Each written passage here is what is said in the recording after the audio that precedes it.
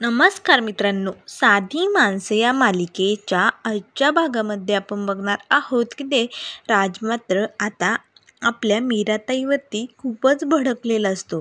तेव्हा तो मीराला म्हणत असतो, काय गरज होती त्या दारुड्याशी तुला लग्न करण्याची? त्यापेक्षा त्या सुजित कुमारबरोबर लग्न केलं असतं तर आम्हालाही फायदेशीर ठरलं असतं. तेव्हा आता लगेच मधू बोलते, अरे राज, तू काय डोक्यावर पडलाय का? काय बोलायलायस तू? तेव्हा राज म्हणतो, मग बरोबरच बोलतोय मी. काय झालं होतं? काय कमी होती त्या सुजित कुमारमध्ये? फक्त वयाने थोडा मोठा होता ना, पण त्याला काय होतंय? आता मात्र हे सगळं बोलणं ऐकून मीराला खूपच वाईट वाटतं. तर मीराची आई लगेच म्हणते, राज गप्प बैस. पण राज काही ऐकायला तयार नसतो. तेव्हा मीराची आई लगेच उठून राज का एक जोरात कानामागे देते आणि म्हणते, गप्प बैस. कधी समजायचं रे तुला? तू मीराताईला बोलतोय? तुझ्या मीराताईला? तुला काही अक्कल आहे का? तेव्हा आता लगेच मीरामध्ये येते आणि म्हणते, आई शांत हो, त्याला नको मारू. राज तू शांत हो बरं. तेव्हा राज लगेच म्हणतो, मीराताई, मला तर तुझ्याशी एक शब्दही बोलायचा नाही. हे सगळं खरं तुझ्यामुळे झालंय, तुझ्यामुळे झालेलं हे सगळं. असे म्हणून आता राज लगेच तिथून बाहेर निघून जातो. आता मात्र मीराची आई रडू लागते. तेव्हा लगेच मीरा म्हणते, आई शांत हो गं तू, रडू नको बरं. तेव्हा लगेच तिची आई बोलते, अगं रडू नको तर काय करू? कधी याला याची जबाबदारी कळणार? कधी हा मोठा होणार? इथे टेन्शन काय आणि हा बोलतोय काय? कसं होणार आहे मीरा, बघ ना गं, काय करू मी आता? असे म्हणून आता तिची आई रडू लागते. तर मधू आणि मीरा तिची समजूत काढत असतात. तर इकडे आता राज बाहेर येतो. टपरीवरती आता तो सिगरेट घेत असतो आणि म्हणत असतो, हे सगळं ना त्या मीराताईमुळेच झालंय. सुजित कुमारबरोबर लग्न केलं असतं तर आज माझाही खूप मोठा वट असता. त्याच वेळेस आता लगेच तो सिगरेटला काडी लावणार. तेच पाठीमागनं सत्य येतो आणि त्याच्या हातातील काडी घेतो आणि म्हणतो, ए, अशा नळकांडीने धूर ओढून ओढून खूप जण गेलेत बरं का. हां, आणि तुझ्या या अशा कमी वयात हे चांगलं नाही. तेव्हा लगेच आता राज बोलतो, हे तू मला सांगायलायस? तू मला सांगतोयस हे दारुड्या कुठला? तेव्हा लगेच सत्य म्हणतो, ए गप्प बाईस. तेव्हा आता राज लगेच सत्याला बोलतो, आता मीराताई रडत रडत जे म्हणत होती ना, तेच खरं होतं. तेव्हा सत्या म्हणतो, काय काय म्हणत होती ती?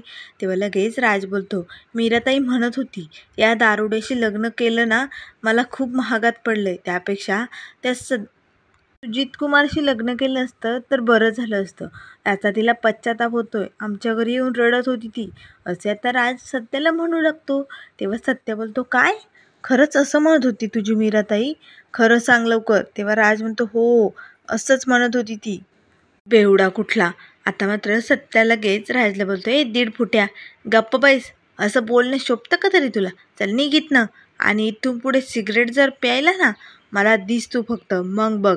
तर आता लगेच सत्य ती सिगरेट ते दुकानदाराच्या अंगावरती फेकतो आणि ए टपरीवाल्या, याला पुन्हा सिगरेट द्यायची नाही हां, नाहीतर तुला आणि तुझ्या टपरीला फोडून टाकेल. असे म्हणून आता लगेच सत्य तिथून निघून जातो. तेव्हा राज लगेच म्हणतो, हे तुझ्या ताटाखालचं काही मांजर आहे का मी? तू सिगरेट नाही दिली म्हणून काय मला कोणीच सिगरेट देणार नाही का? ए चल दे सिगरेट. तेव्हा तो दुकानदार बोलतो, नाही बाबा, त्याने माझं दुकान फोडलं तर? नाही नाही, मी नाही देणार हां. तेव्हा राज म्हणतो, चल निघ, तुझ्याशिवाय मला कोणी सिगरेट देऊ शकत नाही का? तर इकडे घरी मीरा, मधू पोलीस चौकीत फोन करून बघत असतात.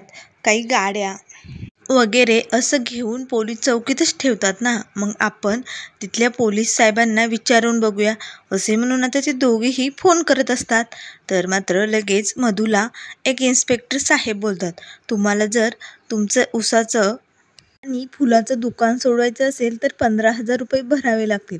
लगेच तुमची दुकानं सुटली जातील. आता मात्र मधू लगेच आईला बोलते, आई, ते साहेब बोललेत 15,000 रुपये भरा आणि तुमची दुकानं घेऊन जा. आता काय करायचं? आता मात्र आई डोक्यालाच हात लावते आणि म्हणते, अरे बापरे, 15,000 रुपये! कोण आपली मदत करणार? कोण एवढे पैसे देणार आपल्याला? कसं शक्य हे? त्या मधू म्हणते, पण आई, दुकानं तर तशी नाही सुटणार गं.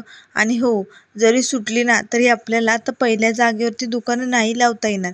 दुसरीकडे दुकान मांडावं लागेल. तेव्हा त्या लगेच मीरा येते आणि आई, तू काळजी करू नको. आधी आपण दुकानच सोडवायचं बघू आणि मग कुठे लावायचे कुठे नाही ते ठरवू. तेव्हा लगेच तिची आई बोलते, अगं मीरे, पण हे कसं शक्य आहे? 15,000 भरायचे, 15,000.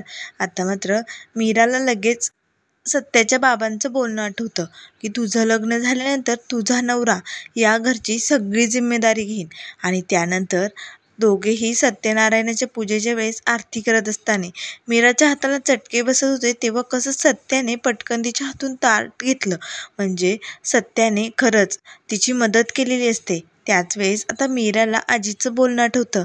सत्या दिसताना जरा कडक दिसतो, पण आतून मनाने खरंच खूप चांगला आहे तो.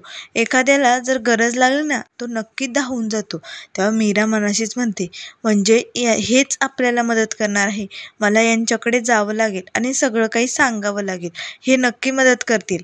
असे म्हणून मीरा आपल्या आईला बोलते, आई तू काळजी करू नको, मी ना काहीतरी करते, तुम्ही तेच थांबा, मी येते पटकन जाऊन. असे म्हणून आता मीरा इकडे बाहेर निघालेली असते. खूप उन्हात आता मीरा सत्याला शोधत असते, पण मात्र तिला काही सत्य सापडत नाही. आजूबाजूला आता मीरा सगळीकडे सत्याचं वर्णन सांगून त्याची चौकशी करू लागते, पण काही तिला सत्य भेटत नाही. त्याच वेळेस पाठीमागनं एक रिक्षा येते. मीरा आता त्या रिक्षेत बसून आता घरी निघालेली असते.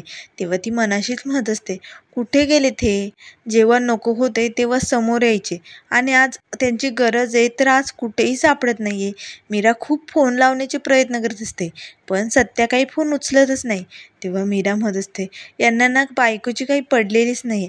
इथे आपली बायको आहे, तिला आपली काही गरज लागत असेल की नाही याचं काहीच नाही. किती फोन करायले, फोन पण उचलत नाही. कुठे गेले असतील, असतील मित्रांबरोबर हिंडत इकडे तिकडे.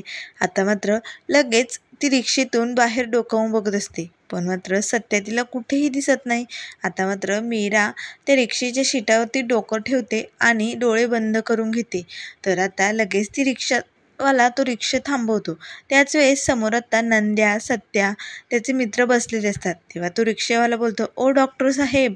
तर आता लगेच तो मीराला बोलतो, हे बघा 5 मिनिटात मी जाऊन येतो. आता मात्र मीराला वाटतं डॉक्टर साहेब म्हणजे दुसरा कोणी माणूस असेल. ती बाहेर डोकावून बघतच नाही. तेव्हा लगेच आता तो रिक्षावाला म्हणतो, अहो डॉक्टर साहेब तुमचीच भेट घ्यायची होती, तुमचे पैसे द्यायचे राहिले होते ना. तेव्हा आता सत्य म्हणतो, अरे भावा बस की मग इथे. आता मात्र सत्याचा आवाज ऐकताच मीरा पटकन रिक्षेतून खाली उतरते आणि सत्याशी बोलायला निघालेली असते. तेव्हा लगेच आता तो रिक्षेवाला सत्याला पैसे देत असतो आणि म्हणत असतो, मागच्या वेळेस आईला गोळ्या आणण्यासाठी पैसे दिले होते ना, तेच तुमचे द्यायचे बाकी होते. तेव्हा आता तो सत्याच्या खिशात पैसे ठेवू लागतो. तेव्हा सत्य बोलतो, अरे भावा नको देऊ नको देऊ, पण तो माणूस काय ऐकत नाही.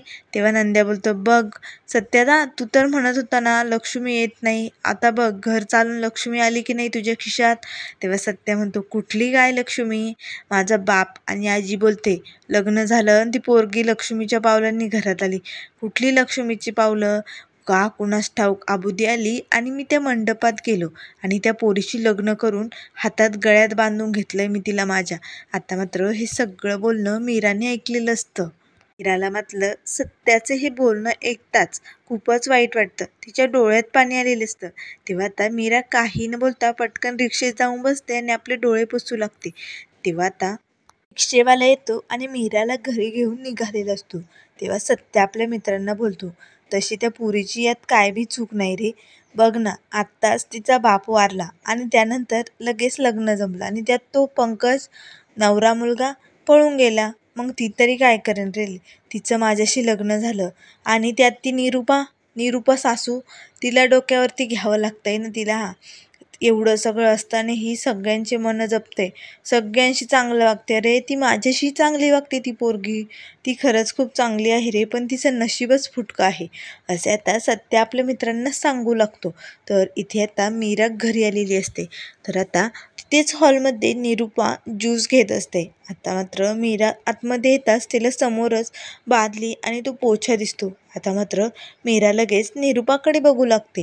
तर निरूपा मात्र हसू लागते आणि म्हणते, मीरा खूप उन्हातून आली ना तू, ए इकडे बैस ज्यूस घे बरं. तेव्हा मीरा म्हणते, नाही न गं मला. त्या निरूपा म्हणते, ए इकडे बैस, तुला सांगितलेलं कळत नाही का? आता मात्र मीरा लगेच सोफ्यावरती जाऊन बसते. तेव्हा निरूपा बोलते, ए माझ्यासमोर बसायची तुझी हिंमत, तुझी लायकी तरी आहे केवढे, चल निघ. अगं एवढी सगळी कामं सांगितली, एकसुद्धा काम धड केलेलं नाही आहे तू. तुझ्या घरी असेल अशी भिकाऱ्यावानी सोडून जायची सवय उघडं सगळं, पण आमच्या घरात अशी सवय नाही आहे, तुला सांगून ठेवते. आता मात्र त्याच वेळेस सुधाकर भाऊ तिथे येतात आणि म्हणतात, निरूपा काय चाललंय तुझं, किती बोलशील अगं तिला. तेव्हा निरूपा म्हणते, हे बघा तुम्ही गप्प बसा, तुम्ही आमच्यात पडू नका. तेव्हा मीरा म्हणते, हो काका, खरंच चूक माझीच आहे, मीच हे सगळं सोडून गेले. त्यांनी सांगितलेलं काम मी नाही केलं, त्यामुळे त्यांचा अधिकार आहे मला बोलायचा. बोलू द्या सासूबाई, बोला, तुम्हाला काय बोलायचं ते बोला. तेव्हा निरूपा म्हणते, हो का, मग 1 तासाच्या आत मला ही सगळी कामं झालेली पाहिजे ना. मी सांगितलेली सगळी कामं 1 तासाच्या आत मला झालेली पाहिजेच. तेव्हा आता लगेच मीरा म्हणते, हो हो, मी पटकन कामाला लागते. असे म्हणून आता मीरा लगेच तिथे फडची पुसायला लागते. तेव्हा सुधाकर भाऊ बोलतात, अगं निरूपा, किती जीव घेशील त्या पोरीचा, असं कोणी वागतं का. तेव्हा निरूपा म्हणते, हे बघा तुम्ही आमच्या दोघीमध्ये पडू नका, नाहीतर या घरातील सुख शांती सगळं भंग होईल. आणि हो, एवढं विसरू नका, तुम्ही त्या मुलीचे सासरे आहात, सासरे, बाप बनायला जाऊ नका. आता मात्र मीरा पटापट काम आवरत असते, तर इथे आता किचनमध्ये भांडे लावत असताना सत्या येतो आणि म्हणतो, ए धूमकेतू, कुठे तू, मला तुझ्याशी बोलायचे. आता तो मीराजवळ येतो, पण मीरा मात्र त्याच्याकडे रागाने बघते आणि त्याच्यापासून बाजूला जाण्याचा प्रयत्न करत असते. सत्या तिच्या पाठोपाठ फिरत असतो आणि म्हणत असतो, धूमकेतू, मला तुझ्याशी बोलायचे. इकडे बाहेर आता पंकजने मीराच्या आईच्या दुकानावरती डल्ला मारलेला असतो, त्यामुळे आज त्याच्याकडे भरपूर पैसे असतात. तो एका हॉटेलमध्ये जेवणासाठी येतो आणि आता वेटरला ऑर्डर देत असतो. पंकजने आता खूप सारं खाण्यासाठी मागितलेलं असतं आणि दारूही पिण्यासाठी. आता मात्र पंकज म्हणतो, अरे बापरे, ज्या मुलीला फसवून मी पळालोय ना, त्याच मुलीच्या आईने आज मला पार्टी दिली, खूप छान वाटतंय मला. असे म्हणून आता इकडे पंकजने जेवणावरती ताव मारलेला असतो. तर इथे मीरा मात्र सत्याला इग्नोर करत असते, त्याच्याशी बोलण्याचा प्रयत्न सत्या करत असतो, पण ती काही ऐकत नाही. तेव्हा सत्या म्हणतो, हे धूमकेतू, तुला कळत नाही का, मला तुझ्याशी बोलायचं आहे. आता सत्या लगेच मीराच्या कमरेला पकडतो आणि तिला किचन वाट्यावरती उचलून बसवतो. तेव्हा लगेच आता मीरा त्याच्याकडे रागाने बघत असते. त्यानंतर मित्रांनो, पुढील भागामध्ये आपल्याला बघायला मिळेल, इथे सत्या मीराला म्हणतो, राज जे म्हणत होता ते खरं आहे का, ते खरं आहे का, सांग पटकन. आता मात्र मीराला वाटतं राजने दुकानाची झालेली सगळी परिस्थिती सत्याला सांगितली. मग लगेच मीरा बोलते, हो ते खरं आहे, राजने जे सांगितलंय ना ते समद खरं आहे. आता मात्र सत्या जोरात तिथे भांड्याची पाटी असते त्यावर आपला हात आदळतो. आता मात्र मीरा घाबरून जाते, नेमकं सत्याला झालंय तरी काय. तरी ते सत्या मनाशीच बोलतो, म्हणजे राज म्हणत होता तेच खरं आहे, मीराला सुजित कुमारशी लग्न करायचं होतं, मी एवढा वाईट आहे का, मी कधीही कुणाचं होऊ शकत नाही का, मग का माझ्याशी लग्न केलं, का माझ्या गळ्यात पडली ही. असे म्हणून आता सत्या रागानेच आतमध्ये निघून जातो. त्यामुळे मित्रांनो, अशाच मालिकेंच्या अपडेट पाहण्यासाठी चॅनेलला लाईक करा, सबस्क्राईब करा. व्हिडिओ पाहिल्याबद्दल धन्यवाद.